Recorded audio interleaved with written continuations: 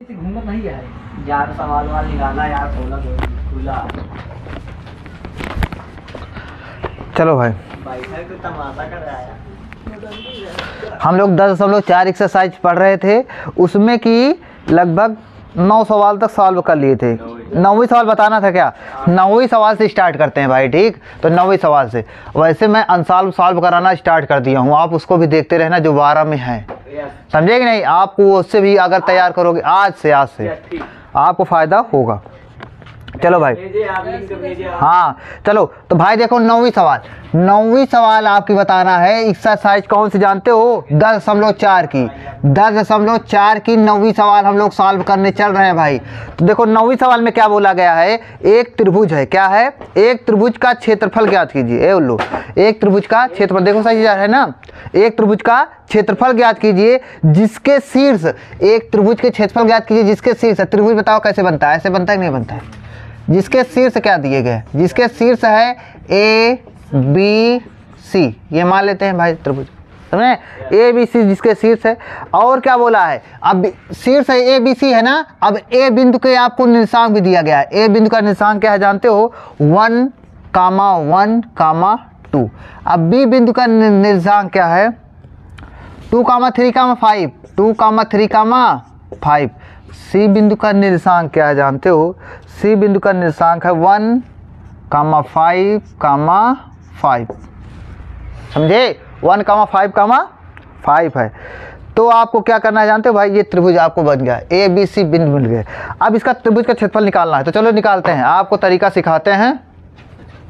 अब आपको तरीका क्या सिखाएंगे, देखो समझने की कोशिश करो। पहले बताओ, ये ए बिंदु है, ये बी बिंदु है, ये सी बिंदु है।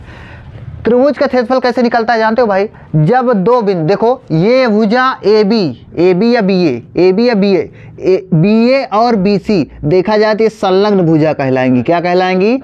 आपको ये भी बोल देगा कि त्रिभुज को बोल देगा यदि दो त्रिभुज की दो संलग्न भुजाओं के वेक्टर ये और ये हैं तब इसका क्षेत्रफल ज्ञात कीजिए। संलग्न बोलेगा, संलग्न मतलब एक दूसरे एडजेसेंट बोला जाता है, इंग्लिश में बोला जाता है एडजेसेंट साइड, मतलब संलग्न भुजा एक दूसरे से लगी हुई, तो यही दो लगी हुई भुजा है कि नहीं है? जब त्रिभुज के, देखो अब यहाँ पर आपको ये दोनों भुजा का हम सदिश निकाल लें, भाई, तो त्रिभुज का क्षेत्रफल एकदम आसानी से क्या होता है जानते हो? मान लेते हैं इस भुजा का सदिश है वेक्टर ए, क्या है? वेक्टर ए। इस भुजा का सदिश है वेक्टर बी है, ये मतलब ये वेक्टर बी वाला सदिश है, ये क्या है? वेक्टर ए वाला। ये दोनों क्या है? संलग्न भुजा है। तब इसका क्षेत्रफल क्या होगा जानते हो? इसका क्षेत्रफल सुनो, इसका क्षेत्रफल होता है, त्रिभुज का क्षेत्रफल होता है 1/2 एरिया ऑफ मतलब एरिया है, त्रिभुज का क्षेत्रफल बराबर 1/2 mod of vector A cross vector B. यही होता है भाई, होता है कि नहीं होता? तो चलो अब सुनो पहले, अब वेक्टर ये, अब देखो अब वेक्टर ए वेक्टर बी कैसे निकालोगे? जैसे ये वाला वेक्टर निकालना, कैसे निकालोगे भाई? देखो ये बी से ए की तरफ जा रहा है, क्या? बी से ए की तरफ जा रहा है ना, आए क्या है बताओ? बी से सी की तरफ जा रहा है, क्या? जी सर। तो देखो ये कुल मिला के वेक्टर ए क्या है जानते हो? वेक्टर ए क्या है? वेक्टर ए है बी ए वेक्टर, है कि नहीं है? बी ए वेक्टर है कि नहीं है? बी से ए की तरफ जा रहा है ना, तो वेक्टर ए मतलब बी ए वेक्टर, समझे कि नहीं? तो बी ए वेक्टर कैसे निकलेगा भाई? कैसे निकलेगा बताओ? वेक्टर बी ए निकलेगा ए माइनस बी करके, क्या निकलेगा? ए माइनस नहीं होगा, बताओ यार, ए माइनस होगा, ए माइनस बी होगा। तो ए माइनस बी निकालते हैं, देखो तो ए माइनस, ए में से बी घटाओ, एक में से दो गए -1 आएगा ना। अब ए -1 आ गया ना, अब इसी में आई कैप से मल्टीप्लाई करा दो, क्योंकि पहले वाला है ना, आपको बताया हूँ।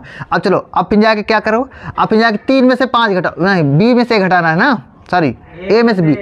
अब 1 में से 2 घटाओ, 1 में से 3 गए -2, ये कैप हो जाएगा। अब 2 में से 5 गए -3, ये हो गया भाई।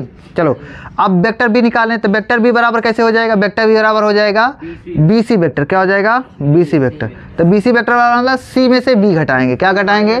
सी में से बी, तो सी में से बी घटाओ भाई, तो देखो सी में से बी मतलब इसमें से, तो 1 में से 2 गए -1 इंटू आई कैप।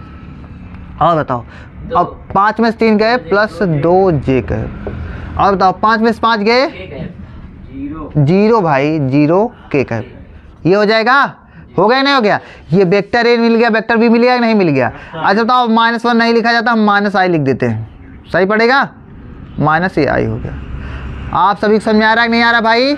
आ रहा है ना? आप देखो, आप सुनो, अब हम vector A cross vector B निकाल लें। Vector A cross vector B, देखो vector A cross vector B बराबर मॉड बनाएंगे, आई कैप लिखेंगे, जे कैप लिखेंगे, के कैप लिखेंगे। अब बताओ आई कैप में बताओ वेक्टर ए के बगल में क्या है? -1, इधर -2, इधर -3, इधर -1, इधर 2, इसमें 0, यही है कि नहीं है? अब चलो इसको सॉल्व करते हैं यार। तो आई कैप में देखो, आई कैप में क्या बताओ? आई कैप में हो जाएगा, आई कैप लिखेंगे फिर इसमें तो 0 हो जाएगा। अब माइनस भाई क्या हो जाएगा? 2 3 6, -6 होगा लेकिन प्लस हो जाएगा, 0 प्लस में 6, समझ में आया? अब माइनस जे कैप हो गया। माइनस जे कैप में चलो बताओ, जे कैप में माइनस 0 हो जाएगा, इसका क्या हो जाएगा? प्लस माइनस प्लस हो जाएगा, 3 हो जाएगा लेकिन -3 आएगा। बोलो क्यों? अरे यार माइनस तो आता ही है लेकिन माइनस तो प्लस हो जा रहा है ना, प्लस माइनस माइनस। हाँ हो जाएगा समझ पाएंगे नहीं है? 3 बार ये हाँ 3 बार ना, 3 बार मल्टीप्लाई हो जाएगा, -3 जे कैप हो। अब सुनो पहले, और इसमें बताओ क्या हो जाएगा? प्लस के कैप लिखेंगे, के कैप लिखो भाई। के कैप में देखो क्या हो जाएगा? 2 1 जा 2, -2, और इसमें क्या हो जाएगा? +2 होगा लेकिन माइनस आता है ना, -2। समझ में आया? तो ये आ गया vector A cross vector B. तो देखो vector A cross vector B क्या है जानते हो? Vector A cross vector B 6 I cap, क्या 6 I cap minus plus 3 J cap, और बताओ, और -4 हो जाएगा ना, -4 के कैप, -4 के कैप। ये आपका ये आ गया। अब भाई हमको क्या निकालना? हमको त्रिभुज का क्षेत्रफल पता है, मॉड चाहिए, तो इसका मॉड बना लेते हैं यार। Mod of vector A cross vector B क्या निकल जाएगा? हमेशा जान लो मॉड का मतलब होता है रूट बनाओ, आई के बगल में 36 हो जाएगा, मतलब आई के जो बगल में होता है इसका स्क्वायर, जे के बगल में क्या है? 3 है, 3 का स्क्वायर 9, और के बगल में -4, तो -4 का स्क्वायर 16, 16 9 25, 25 36 51 कि 61 होता है भाई। 25 36 क्या होता है? 61। Vector A cross vector B बराबर क्या आ गया? रूट में 61। ये आया कि नहीं आया? ये आ गया। अब भाई त्रिभुज का क्षेत्रफल क्या हो जाएगा? त्रिभुज का क्षेत्रफल ये सूत्र पता है ना, अब रख दो 1/2, इसका मान क्या है? रूट में 61 है कि नहीं है? ये आपका आ गया वर्ग इकाई। और हम नहीं होगा, आप कुछ नहीं होगा, इसको क्या यही होगा? रूट में 61/2, समझे? यही होगा भाई। लास्ट में यहाँ पर लिख दो वर्ग इकाई। ये आपका आंसर हो गया। ठीक, ऐसे कर लोगे आप? ठीक है। मैं क्या बोल रहा हूँ बार बार, जैसे देखो इसमें अब 10वीं सवाल बताना, क्या बताना है? 10वीं सवाल। 10वीं सवाल में भी बोला है समांतर चतुर्भुज का क्षेत्रफल निकालिए। समांतर, तो उसमें क्या है यार? त्रिभुज में 1/2 mod of vector A cross vector B, इसमें 1/2 हट जाएगा, केवल क्या आएगा? Vector A cross vector B mod. लेकिन सुनो पहले, बार बार मैं बोल रहा हूँ संलग्न भुजा आएगा, नहीं दिया रहेगा तो आप बना लेना एक दूसरे से मतलब जो लगी हुई, आया तो क्वेश्चन में बोल ही देगा कि 2 संलग्न भुजाओं के वेक्टर सदिश ये दिया गया है, तब उसका क्षेत्रफल निकालिए, तब तो और आसानी निकल जाएगा। संलग्न भुजा दिया गया है मतलब वेक्टर है, वो वेक्टर भी आपको दिया गया है। ठीक, तो देखो जैसे इसमें दिया गया, इसमें 10वीं सवाल में बोला है कि एक समांतर चतुर्भुज का क्षेत्रफल ज्ञात कीजिए। एक समांतर चतुर्भुज का क्षेत्रफल ज्ञात कीजिए जिसकी संलग्न भुजाएं वेक्टर ए बराबर दिया गया है। वेक्टर ए बराबर क्या दिया गया जानते हो भाई? आई कैप माइनस जे कैप प्लस 3 कैप, आई कैप माइनस जे कैप प्लस में 3 कैप, ये दिया गया भाई। अब वेक्टर बी बराबर क्या दिया गया जानते हो? वेक्टर बी बराबर दिया गया है 2i cap minus 7j cap plus में k कैप, ये दिया गया है। ठीक, अब देखो, अब इसमें क्या बोल रहा है कि इसका चतुर्भुज का क्षेत्रफल निकालिए। ये संलग्न भुजा है, संलग्न भुजा मतलब समझते हो भाई ना? जैसे सुनो पहले, एक समांतर चतुर्भुज है, देख लो भाई, जैसे ये क्या है? समांतर चतुर्भुज है, हाँ, तो ए बी सी डी। अब 2 संलग्न भुजा कुछ भी हो सकती है, देखो ये भी हो सकती है, क्योंकि दूसरे ये और ये हो सकती है, ये और ये हो सकती है। तो मान लेते हैं ये संलग्न भुजा ये हो गई ए वेक्टर, और इसको मान लेते हैं वी वेक्टर। समझे कि नहीं समझे? अब वेक्टर ए वेक्टर बी बराबर दिया भी गया कि नहीं दिया गया? तो समांतर चतुर्भुज का क्षेत्रफल क्या होता है भाई? आपको बताया हूँ चतुर्भुज का क्षेत्रफल क्या होता है? हाँ, mod of vector A cross vector B, यही होता है कि नहीं होता? चलो निकाल लिया जाए यार, पहले vector A cross vector B निकाला जाए। Vector A cross vector B बराबर भाई कैसे निकलेगा? कैसे निकलेगा? देखो पहले हम इधर आई कैप लिखेंगे, जे कैप और के कैप, यही लिखेंगे नहीं लिखेंगे? अब बताओ आई कैप वेक्टर ए में आई कैप के बगल में क्या है? 1 है, मतलब आई कैप से मल्टीप्लाई है 1, जे कैप से मल्टीप्लाई है -1, और के कैप से मल्टीप्लाई है 3, ऐसे आई कैप से मल्टीप्लाई है 2, जे कैप से मल्टीप्लाई है -7 और के कैप से मल्टीप्लाई है 1।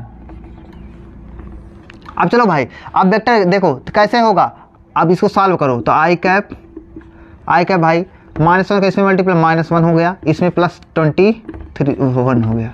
7 3 21 नहीं होता? होता है ना भाई। अब माइनस जे कैप लिखो, माइनस जे कैप, तो माइनस जे कैप में देखो क्या हो जाएगा, इधर इसका इसमें मल्टीप्लाई 1 हो गया, माइनस इसका इसमें मल्टीप्लाई करो 6 हो गया, प्लस में के कैप से मल्टीप्लाई करोगे तो -7 हो गया और माइनस +2 हो गया। चलो इसको सॉल्व करो, 21 में माइनस करो 20 आई कैप, इसमें माइनस करोगे तो -5 होगा, +5 हो जाएगा, +5 जे कैप, और इसमें -5 के कैप, यही होगा कि नहीं होगा? होगा कि नहीं होगा भाई? शायद ये सवाल अभी मैंने करा चुका हूँ, एक इसके पहले जो पढ़ा रहा था ना उसमें भी मैंने कराया था। तो देखो ये क्या हो जाएगा, अब ये आ गया कि नहीं आ गया? अब भाई इसको निकालते हैं vector A cross vector B, mod of vector A cross vector B, तो रूट बनाते हैं, रूट में 20 का स्क्वायर 400 प्लस 20 का स्क्वायर क्या होता है बताओ जी? 400 होता है कि नहीं होता? 5 का स्क्वायर 25 और 5 का स्क्वायर +25, यही होगा कि नहीं होगा भाई? ये हो जाएगा ना। अब इधर देखो, अब ये क्या हो जाएगा, vector A cross vector B, अब देखो mod of vector A cross vector B equal, अब 400 है भाई तो इसको जोड़ोगे तो क्या हो जाएगा बताओ? 450 हो जाएगा क्या? 450 होगा कि नहीं होगा? 450 हो गया भाई। अब जब 450 हो गया, अब इसको देखो क्या हो जाएगा 450, अब इसका मान निकालो कितना होगा, इसका मान निकालो, ये आ जाएगा जानते हो कितना? 15 3 45 है, ये है 9 5 45, इसको लिख सकते हैं 9 गुणे 50, लिख सकते हो नहीं लिख सकते हो?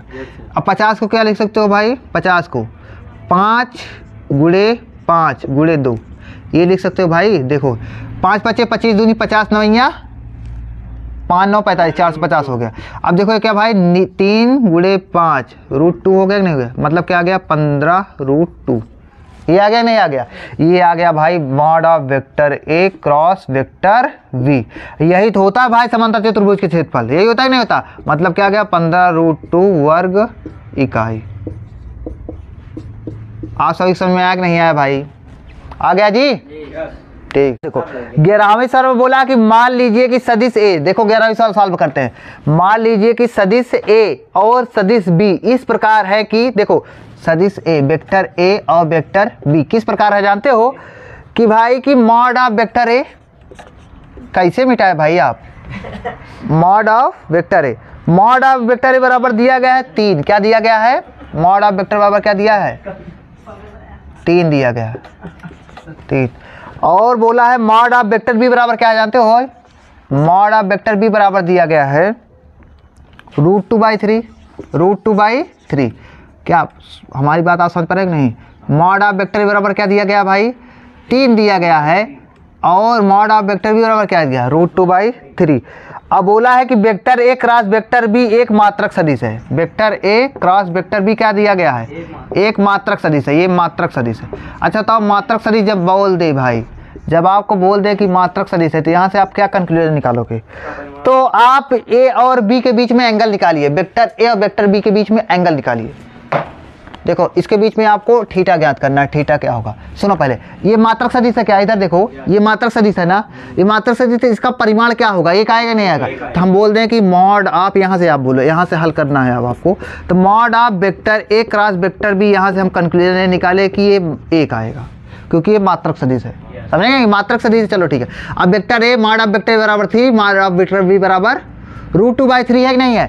हमको आपको पता है एक सूत्र क्या है, vector A cross vector B बराबर होता है mod of vector A into mod of vector B into sine theta into N cap. यही होता है कि नहीं होता, ये सूत्र होता है, फार्मूला भाई मैं आपको बता चुका हूँ, बताऊँ नहीं। अब भाई अगर मुझे mod of vector A cross mod of vector B निकालना है, मतलब mod of vector A cross vector B, तो देखो कैसे होगा, मतलब vector A cross vector B का मॉड निकालना है, तो इससे दोनों तरफ में मॉड हो जाएगा, क्योंकि इधर मॉड लगाएंगे इधर भी मॉड लगेगा, नहीं लगेगा। और जिसके बगल में लगा हुआ उससे तो मतलब नहीं, वो तो वही रहेगा, vector A into mod of vector B, इसमें लग जाएगा मॉड साइन थीटा, ये अधिक से नहीं मतलब। इसमें लगेगा नहीं लगेगा एन कैप, इसमें नहीं लगा था ना, क्योंकि दोनों पक्ष में लगा रहे हैं, समझ में आया नहीं यार। तो देखो mod of vector A cross vector B का मान क्या है बताओ, एक है कि नहीं है, एक लिखेंगे, इक्वल इसका मान क्या है 3 इंटू इसका मान क्या है √2/3, इसका sine theta by mod of sine theta मतलब साइन थीटा, तो साइन थीटा हो गया साइन थीटा। अब बताओ आप, अब बताओ एन कैप मतलब एन कैप बताओ क्या होता है, इकाई सदिश है, भले दिशा है लेकिन इकाई सदिश दिशा बताता है ना। अब इकाई सदिश का मॉड क्या होता है यार, तुम लोग भूल क्यों जाए, इकाई सदिश मात्रक सदिश का परिमाण 1 होता है, तो मतलब एक समझे कि नहीं समझे, 1 हो गया। तो कुल मिलाकर इसको सॉल्व, इधर देखो इधर 3 से 3 कट गया क्या है, तो यहाँ से अब साइन थीटा बराबर क्या आएगा, साइन थीटा बराबर हो जाएगा, ये √2 उधर उठेगा यहाँ पर आ जाएगा तो डिवाइड हो जाएगा, तो 1/√2 हो जाएगा क्या, जब साइन थीटा बराबर 1/√2 तो थीटा बराबर π/4 मतलब 45 डिग्री। समझे कि नहीं समझे। तो वेक्टर और वेक्टर बी के क्रॉस में क्या आ गया, वेक्टर देखो ये मान लेते हैं वेक्टर ए है, ये क्या है वेक्टर वी है, तो दोनों के बीच में क्या एंगल होगा, थीटा बराबर 45 डिग्री। आप सभी को समझ में आया, ठीक है भाई, ऐसे सवाल भी आ सकती हैं। स्टार्ट करते हैं। देखो 12वें सवाल में क्या बोला गया है कि फिर से वैसे कर दिए होगे, रुको पॉज करो उसे, उल्लू तो कम चलें।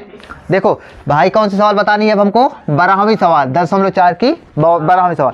इसमें बोला है एक आयत बोला है, क्या बोला है, एक आयत है भाई, एक आयत मान लेते हैं, ये आयत है ABCD। सुनो पहले, कोई ना कोई बिंदु का, हर एक बात जान लो, कोई ना कोई बिंदु का भाई, हर एक बिंदु का निर्देशांक होता है, और जिसका निर्देशांक है ना उसका स्थित सदिश भी बन सकता है, नहीं समझे। जैसे वेक्टर ए बिंदु है ना, ए बिंदु, इसका स्थित सदिश क्या हो जाएगा, OA वेक्टर हो जाएगा, नहीं समझे। तो इसका हर एक बिंदु का स्थित सदिश होता है, OA vector, OB vector, OC vector, OD vector, इसमें उसी का स्थित सदिश दिया भी है। बोला है कि मतलब एक आयत है जिसके बिंदु क्या है, शीर्ष क्या है, ABCD है, और सभी शीर्ष के स्थित सदिश दिया गया है। क्या दिया है जानते हो भाई, देखो इधर क्या दिया गया है, OA वेक्टर, मतलब OA वेक्टर बराबर क्या दिया गया, स्थित सदिश मतलब OA वेक्टर बराबर क्या दिया गया जानते हो, -i कैप, क्या है -i कैप, प्लस में 1/2 j cap, 1/2 j cap, plus में 4k कैप, ये है भाई। ऐसे OB वेक्टर बराबर भी दिया गया है, OB वेक्टर बराबर दिया गया i कैप, प्लस में 1/2 j कैप, और क्या दिया गया जानते हो, प्लस में 4k कैप है, 4k कैप। और देखो भाई ऐसे OC वेक्टर बराबर भी दिया गया है, OC वेक्टर बराबर i cap -1/2 j cap, plus में 4k कैप है, ये हो गया। और ऐसे OD वेक्टर बराबर भी दिया गया है, OD वेक्टर बराबर दिया गया है -i कैप, -1/2 j कैप, और प्लस में 4k कैप, ये है, ये आपको दिया गया। हाँ अरे सुनो, तो ये आपको आयत दिया गया है, आयत के आपको स्थित सदिश दिया गया है, अब बोला है इसका क्षेत्रफल ज्ञात कीजिए। क्या ज्ञात कीजिए, क्षेत्रफल। तो सुनो पहले आज ये जान लो, जैसे ये स्थित सदिश है ना, स्थित सदिश से हम अगर इसका बिंदु निकालना चाहे निकाल सकते हो। इसका बिंदु क्या होगा जानते हो, मैं बोलूँ कि अगर स्थित सदिश OA वेक्टर दिया गया है तो A बिंदु का निर्देशांक बताइए, तो इसमें क्या है, I के बगल में क्या है -1 कामा 1/2 कामा 4, ये भी आप निकालना जानो भाई। B बिंदु का निर्देशांक क्या हो जाएगा बताओ, B बिंदु का निर्देशांक क्या हो जाएगा, 1 कामा 1/2 कामा 4, समझे कि नहीं समझे, ये 9 नहीं है, कामा है। अब सुनो वैसे C वेक्टर का निर्देशांक क्या हो जाएगा भाई, क्या हो जाएगा, हाँ 1 कामा -1/2, और बताओ 4। ऐसे बताओ D बिंदु का निर्देशांक क्या हो जाएगा, D बिंदु का क्या हो जाएगा -1 कामा 1.2 कामा 4, ये हो गया ना। अब आपको क्या बोला है, इसका चतुर्भुज का क्षेत्रफल निकालना, ये आयत का क्षेत्रफल है। तो इसमें संलग्न दो भुजा बताओ, संलग्न भुजा क्या, इसको मान लिया जाए एक दूसरे से लगी हुई है, तो ये संलग्न भुजा हो गई, ये हो गई कि नहीं होगी। तो मतलब ए बी वेक्टर और ए डी वेक्टर निकाल लिया जाए तो संलग्न भुजा हो जाएगी। इसको मान लेते हैं वेक्टर ए, जहाँ इसको मानो जहाँ जो मानो, ये वेक्टर बी मान लिया जाए। तो आपको क्या निकालना जानते हो, vector A cross vector B निकालना है। नहीं समझे कि नहीं समझे?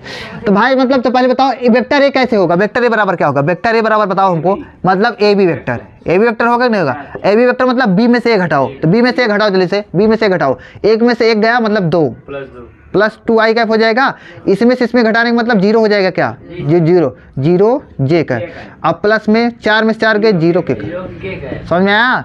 ऐसे बताओ वेक्टर बी बराबर क्या हो जाएगा, वेक्टर बी क्या हो जाएगा, A D vector, A D vector होगा कि नहीं, तो मतलब डी में से घटाओ भाई, डी में से डी ए है तो -1 -2 आई कैप, इसमें से इसमें घटाओगे 0 प्लस में 0 जे कैप, होगा कि नहीं होगा। अब 4 में 4 मतलब प्लस 0 के कैप होगा कि नहीं होगा, होगा कि नहीं होगा भाई। ये वाला काम 0 होगा, जे वाला 0 होगा, पहला 2 आई पहला। अरे यार मैं गलती हो कर क्या, देखो वही जल्दी जल्दी हम सी में से डी में सी घटा डाले, लेकिन जबकि डी में से घटाना था ना भाई, डी में से चलो तो -1 तो ये 0 होगा ना, ये आई से तो क्या हो जाएगा 0 आई का, और इसमें क्या हो जाएगा, ये प्लस में हो जाएगा -1.2 तो -1 माइनस जे कैप हो जाएगा, क्या माइनस जे कैप हो जाएगा ना भाई, -1 इंटू जे कैप तो मतलब माइनस जे कैप। चलो अब भाई ये क्या 4 में 4 गए प्लस में 0 के कैप, ये होगा भाई, हो गया ना।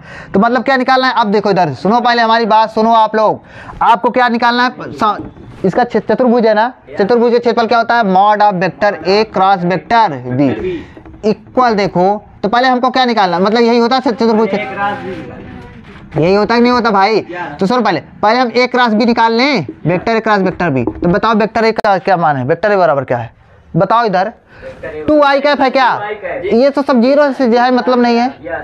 बात क्या है जानते हो, अब जैसे वेक्टर ए क्रॉस, पहले vector A cross vector B निकालें तो आपको निकालने का 2 तरीका है। एक लोग ये होंगे कि पहले ऐसे बनाएंगे, ये तरीका सही है, देखो इधर ये तरीका कैसे, पहले आई कैप लिखो, जे कैप लिखो, और यही तरीका होता है निकालने का। देखो ए कैप में देखो तो क्या 2 लिखोगे, और क्या लिखोगे 0, और क्या लिखो 0, और फिर जाके वेक्टर भी क्या है 0 -1, और बताओ 0, इसको सॉल्व कर लोगे निकल जाएगा इधर देखो।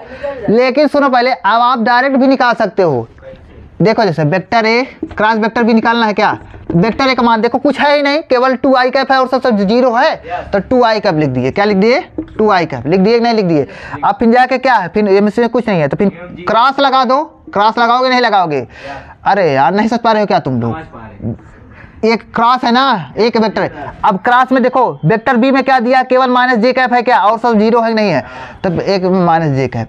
आपको मैं बताया हूँ भाई, ये तो 2 तो कोई कांस्टेंट वैल्यू है, तो ये तो 2 तो रहेगा। अच्छा बताओ, अब माइनस का मल्टीप्लाई करोगे तो माइनस भी रहेगा, लेकिन आई कैप क्रॉस जे कैप क्या होता है, आई कैप क्रॉस जे कैप क्या होता है, आपको मैं बताया हूँ के कैप होता है, तो -2 के कैप आ जाएगा नहीं आ जाएगा, डायरेक्ट आप कर दिए क्या आ गया -2 के कैप, यहाँ से भी सॉल्व करोगे ना तो -2 के कैप ही आएगा, आ गया समझे नहीं, तो ये -2 के कैप। अब सुनो पहले, अब यहाँ से mod of vector A cross vector भी निकाल सकते हो, क्या रूट बनाओ, -2 का स्क्वायर क्या हो जाएगा, -2 का स्क्वायर 4, अब फिर जाके बाहर निकले 2 आ गया, समझे नहीं। यही तो होता है चतुर्भुज का क्षेत्रफल, होगा नहीं होता भाई, आयत का क्षेत्रफल क्या हो जाएगा 2 वर्ग इकाई।